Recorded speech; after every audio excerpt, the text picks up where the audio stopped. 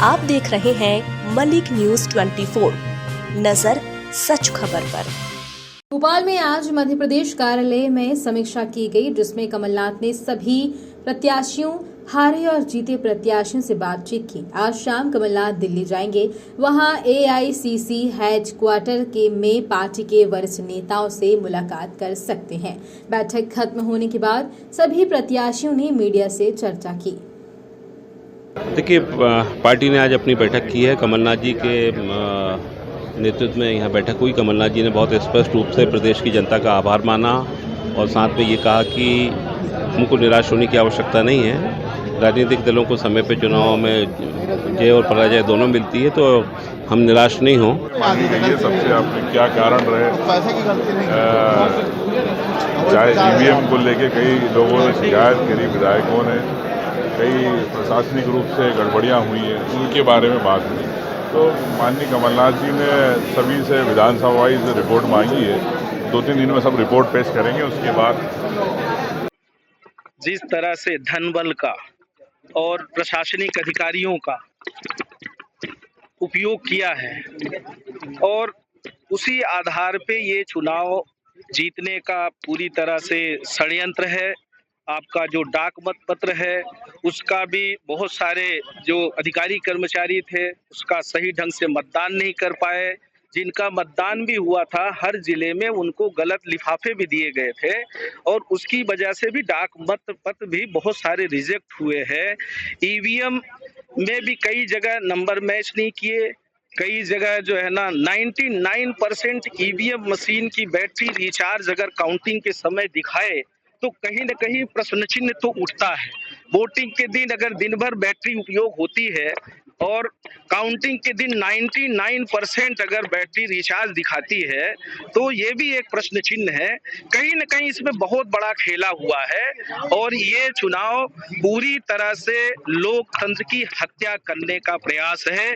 जिस तरह से चाहे इंटेलिजेंस ब्यूरो की रिपोर्ट हो, चाहे भारतीय जनता पार्टी के खुद नेता के सर्वे में भी, भारतीय जनता पार्टी के, आरएसएस के, सबके सर्वे में भी कांग्रेस की सरकार बन रही थी। बराबरी का मध्य प्रदेश में खुद भी ये शो कर रहे थे और उसके बाद से जिस तरह से अप्रत्याशित परिणाम आए हैं, कहीं न कहीं ये बहुत बड़ा षड्यंत्र है, लोकतंत्र की हत्या है।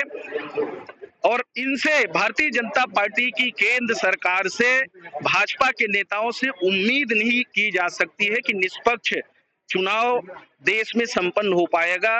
पूरे प्रदेश के हर विधानसभा क्षेत्र में 2-2 करोड़ रुपए आरएसएस के माध्यम से दिए गए। लाडली बहना के खाते में चुनाव के दरमियान जिस तरह से सरकार द्वारा प्रचारित करके पैसे डाले गए वो भी एक बहुत बड़ा विषय है। किसान सम्मान निधि का 17 तारीख को वोटिंग है, 15 तारीख को, 16 तारीख को खाते में पैसे डाले जाते हैं। ये सोची समझी साजिश के तहत लोकतंत्र की हत्या की गई है। जिस तरह से प्रदेश में भारतीय जनता पार्टी के कुशासन के खिलाफ असंतोष था, उसके अनुरूप परिणाम नहीं आए हैं और लोग आश्चर्यचकित है, मतदाता भी आश्चर्यचकित है, प्रदेश के अधिकारी कर्मचारी भी आश्चर्यचकित है, बहुत सारे भाजपा के नेता भी आश्चर्यचकित है। सर, हाँ, मंथन हुआ है, क्या कुछ निकला है? ईवीएम पर आप लोग लगातार सवाल उठा रहे हैं। नहीं, अभी तो सिर्फ चिंतन हुआ है। मंथन के लिए बड़ी बैठक अलग होगी और संभाग वाइज और डिस्ट्रिक्ट वाइज ये अलग से हम वरिष्ठ जन मिलके संगठन के साथ करेंगे। आज सिर्फ चिंतन बैठक थी और ये ज़रूरी भी था कि चुनाव के बाद अपने उन साथियों से जिन्होंने बड़ी दमदारी के साथ विपरीत परिस्थितियों में चुनाव लड़ा है, जो जीते हैं उनका हौसला बढ़ाना और जो हारे हैं उनकी हौसला अफजाई करना ये आवश्यक है, क्योंकि 4 महीने बाद लोकसभा का बड़ा चुनाव है और ऐसे समय पे उन गहरे मुद्दों को, उनकी छानबीन की जाना आवश्यक है, क्योंकि 3 राज्यों में कांग्रेस की सरकार बन रही थी और वो लूट ली गई, ये बोल लें। तो लोकसभा में ऐसा ना हो, इस बात के लिए हम क्या कारण अब तक आपको लग रहा है हार के? अब देखिए, ये मैंने कहा ना कि आज तो सिर्फ चिंतन, 2-3 दिन तो हो गया, मंथन बैठक अलग होगी। लोग थके हुए थे, लोग अपनी परिस्थितियों से जूझ रहे थे, तो आज एक मोटी मोटी बात जो उनकी अलग अलग जगह से लोगों ने माइक पे अपनी बात कही है, उन ईवीएम सारी को लेकर बातों कई का- लोगों ने कहा। हाँ, ईवीएम का बात तो है। देखिए 11 घंटे एक वोटिंग ईवीएम मशीन से वोट डलता है, 11 घंटे मशीन चालू है, वोट डल रहा है, कई दिन फिर लॉकअप में बंद होती है जहाँ काउंटिंग होना है, और जब वो निकाली जाती है तो 99% बैटरी चार्ज मिलती है। ये कैसे संभव लेकिन है? कई विधायक आपके 33,000 से 50,000 नहीं, से देखिए, कुछ सीटों को टारगेट किया जाता है, ये कहना चाह रहे 230 हैं सीट थोड़ी, ये तो टारगेट बिल्कुल कमल पटेल को हराना है तो हराना है, नरोत्तम मिश्रा को हराना है, तो जो कांटे थे बीजेपी के। पर आप तो मैं एक छोटी सी बात कह रहा हूँ, मैं ईवीएम पे सवाल नहीं उठा रहा। क्या बैटरी बैकअप यदि इतना महान हो जाए तो ये दुनिया में क्रांति आ जाएगी? ये जो कारें चल रही है ना बैटरी वाली, ये कभी बैटरी डाउन नहीं युवा होगी। नेतृत्व को मौका मिलना चाहिए अब। बिल्कुल, युवा साथियों को हमें सेकंड लाइन में तो बार बार पैरवी करता हूँ, सेकंड लाइन को ऊपर लाना पीसीसी ही चीफ बनना पड़ेगा। चाहिए। अब देखिए ये बातें, अब लोकसभा का चुनाव 4 महीने में है, यदि इस पर अब हम लोग कमेंट करेंगे तो शायद वो अन्यथा होगा, वो ठीक नहीं होगा। ठीक, मतदाता को, अपने पितातुल बुजुर्गों को, नौजवान साथियों को, माताओं बहनों को, सभी वर्ग के लोगों को धन्यवाद देता हूं कि उन्होंने एक किसान के बेटे को सेवा करने का अवसर दिया है, और ईश्वर से प्रार्थना करता हूं, ईश्वर जिस उम्मीद और विश्वास के साथ मुझे जनता ने सेवा का अवसर दिया, उसको निष्ठापूर्वक उनका बेटा भाई बनके और पूरे उनके हर हक की लड़ाई लड़ सकूं।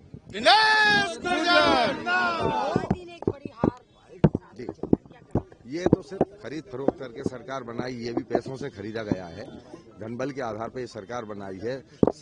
अधिकारी पुलिस वाले ऐसे लग रहे थे जैसे कि भारतीय जनता पार्टी के कार्यकर्ता के रूप में चुनाव लड़े हैं वो लोग।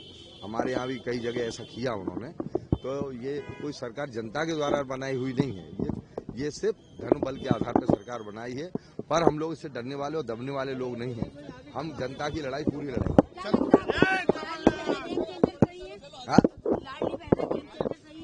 नहीं, लाडली बहना नहीं, जो कालाबाजारी और भ्रष्टाचारी का पैसा था वो है।